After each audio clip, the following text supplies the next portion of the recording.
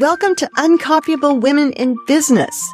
I'm Kay Miller, also known as Muffler Mama. I've been the #1 salesperson in a male-dominated industry, a successful entrepreneur for over 30 years, and now my mission is to help you build a business and brand nobody else can compete with. If you're ready to break out of the pack and create your own uncopyable advantage, stay tuned. My guests and I are here to help. In this episode, I'm sharing my conversation with Pegine. Yes, Pegine. No last name required. We had so much to talk about and so much fun that I decided to split this into 2 episodes. So in part 1, you'll hear Pegine's incredible journey from growing up in the Bronx to becoming a Hall of Fame speaker and champion for helping women be bold, brave, seen, heard, and paid well. Let's jump in. Pegine, welcome to the show. Thank you so much. I'm very excited to be here. This is thrilling. You're welcome. I want this to be a little adventure for you, and it will be based on what I know about you. You were referred by Patricia Fripp. She should probably be my speaking bureau because she gives me so many great guests, and I do get a lot of guests now that apply and I don't approve, or they don't fit because I've got so many great guests, but open to everything. So let's talk about this growing up that in the Bronx and how that shaped who you are, what you became. So I grew up in the Bronx. My mom was a single mom. I'm not going to give the whole story. Like I just don't go for the violin story. But I did grow up in a place where there were challenges. Let's just put it that way.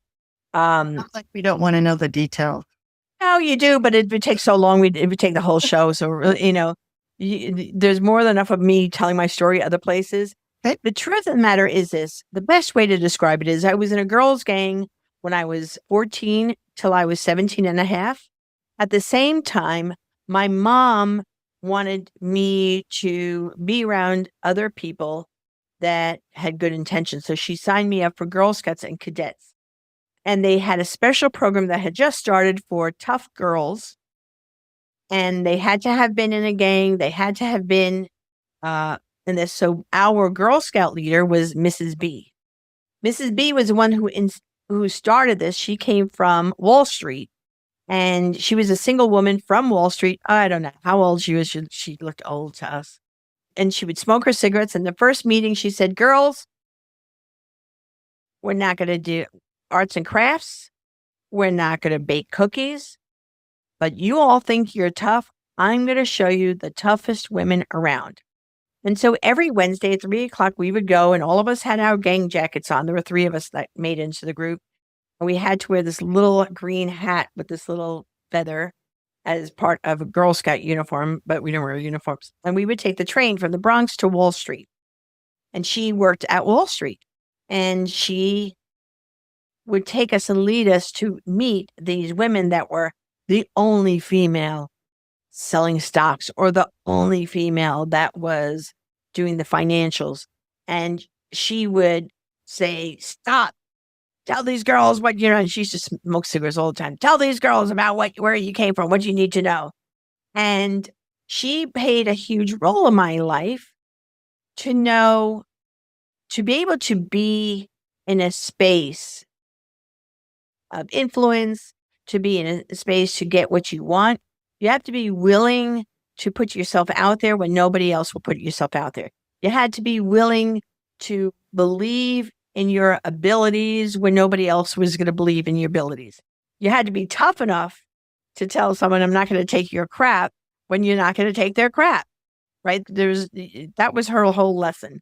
And so at 17, I left the gang and I went on my own. I didn't go with a group. I didn't go with anybody, by myself to Spain to escape the gang. At 17, you think that the gang is going to follow you. They're not.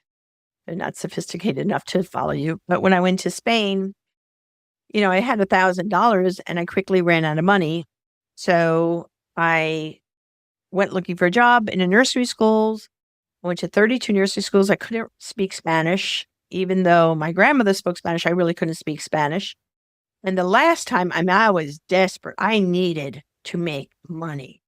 And so the last school I went to, I said, I don't know, goddess of divine, goddess came down to me and said, open your own school. So I said, I want to open my own school that was bilingual, English and Spanish, that served corporate people living, American corporations who had kids here.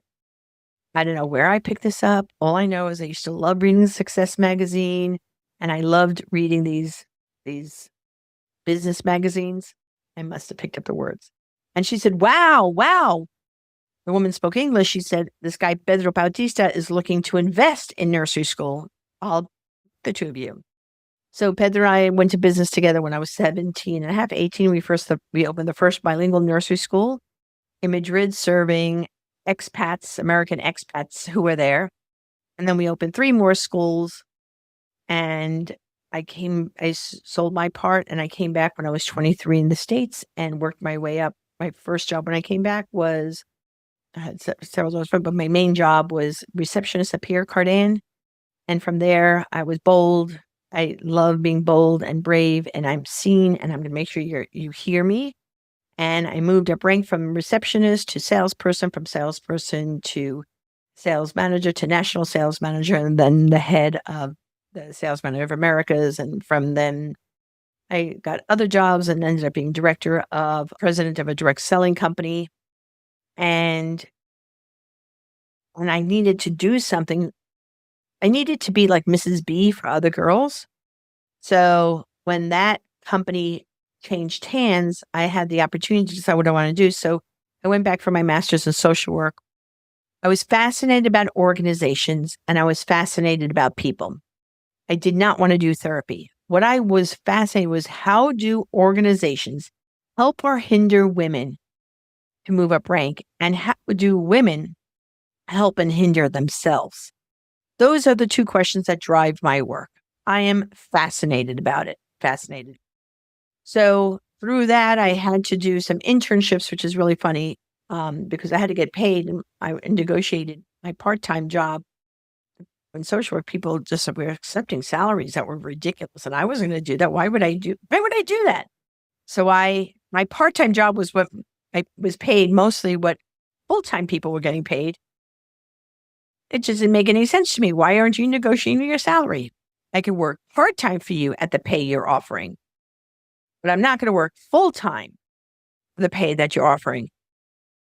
And you're going to get from me the genius that I have, the value that I have, and I'll make sure that in my work, you're going to get the visibility and the funds that will far surpass what you ever paid me. And I was not a fundraiser. I was running a program for women and their daughters.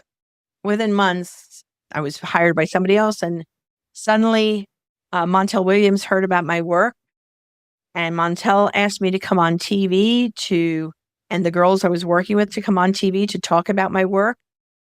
And I ended up being on his show 32 times. And he pulled me aside one time and he said, you need to be out there speaking. Nobody speaks like you. Nobody talks the way you do. You really need to be out there speaking. I said, Montel, I don't know what you're talking about. Now you have to recognize something.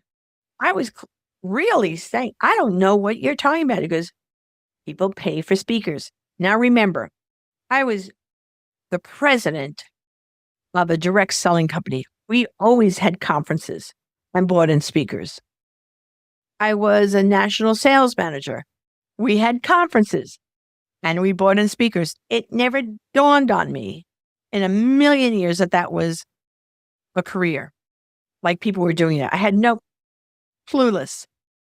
So he's the one that opened the doors for me. And then I got into a bureau, and then he told me about NSA, National Speakers Association.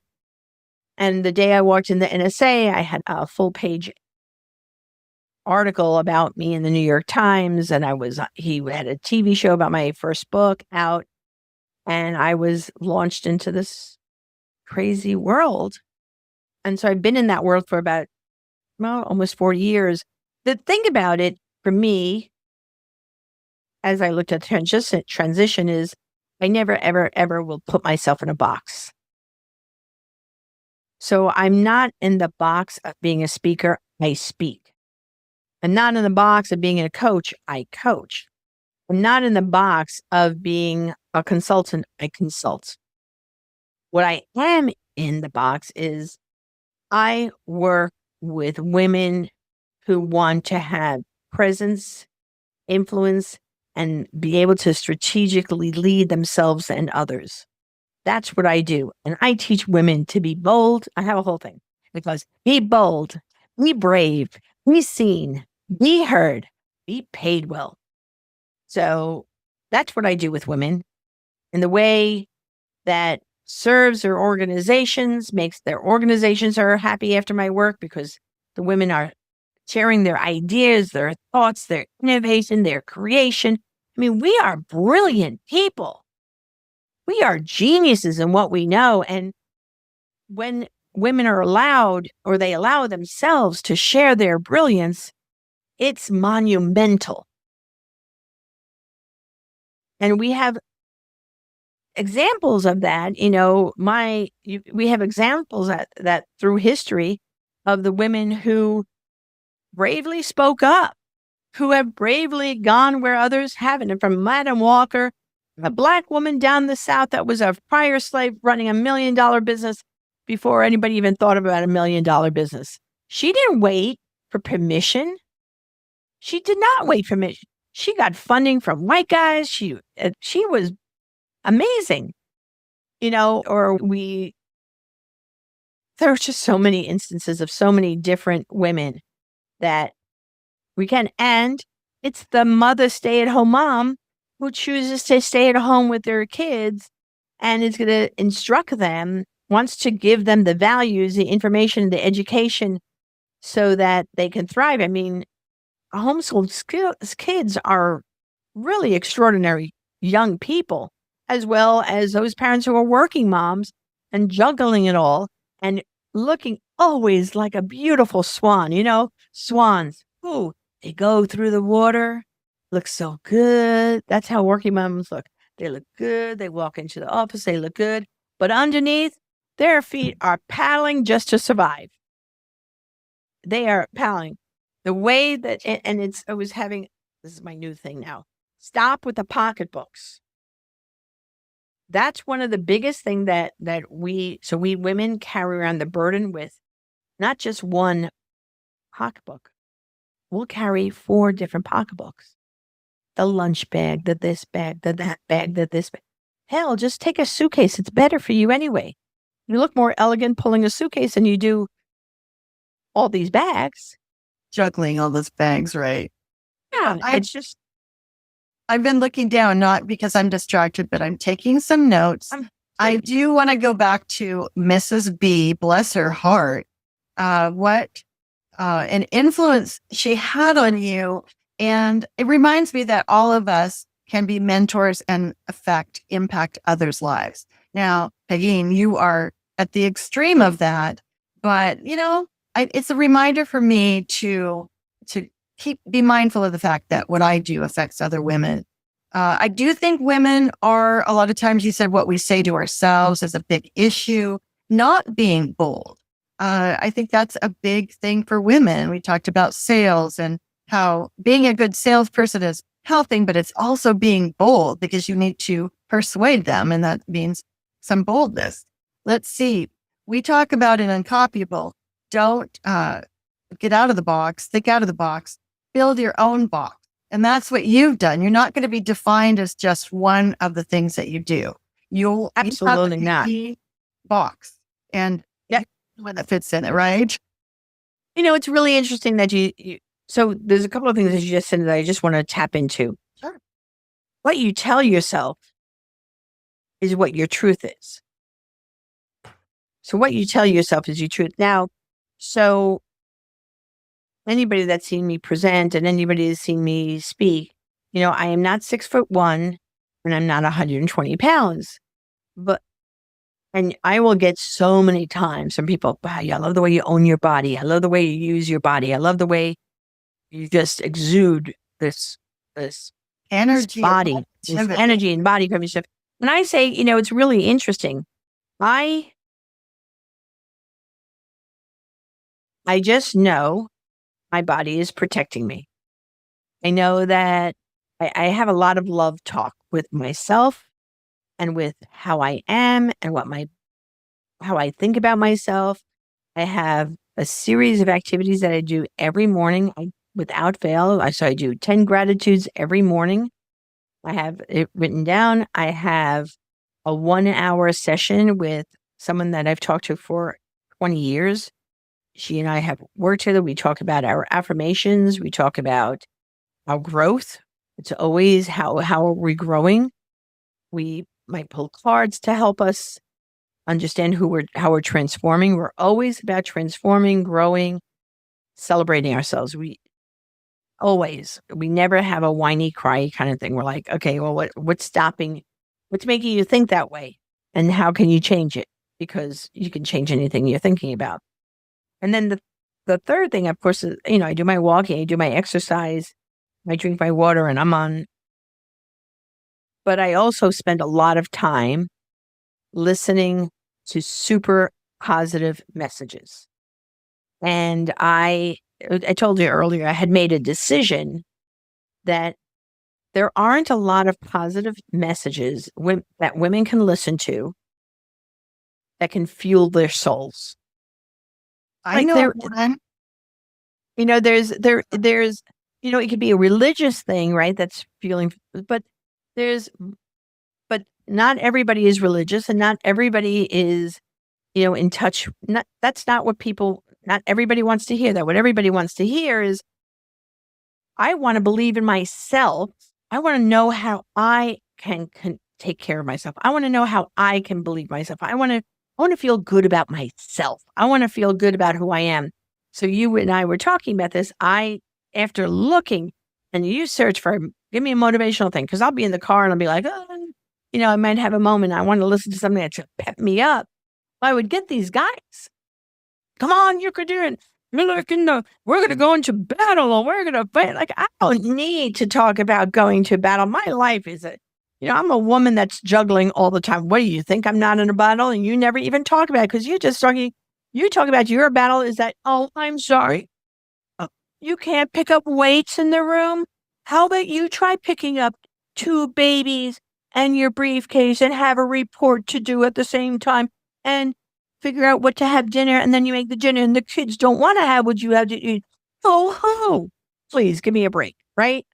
So that I made these motivational things and it's free, totally free. It's all online. I have a URL that gets you there called Pocket, POCAET, Pegine, PEGINE.com, Pocket Pegine. So you go to Pocket Pegine, and there's a whole playlist of affirmation thoughts, all designed for women that you could listen to when you're walking. So there. How's that? Yeah, I've listened to some of those and they are great. So I highly recommend tuning into that. It's interesting that, one of the things I told you before we started, I want specific things that women can do to help themselves be more energized, successful, however we define that. And you seem like you're a natural. I'm really interested in the nurture versus nature. And I've got to believe that by nature, you were a little different than most kids. And I was an angry kid. I was angry. I was tough. I was sad. I was one of the few kids in the neighborhood that came from a divorced family back then.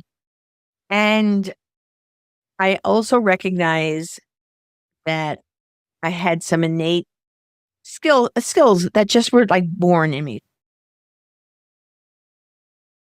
I told you Pegine was amazing, and we're not done. Be sure to listen to part 2 because we talk about how to walk into a room with confidence, become unforgettable, and the story behind that awesome silver mohawk. You don't want to miss it. See you next time, and always remember, be uncopyable.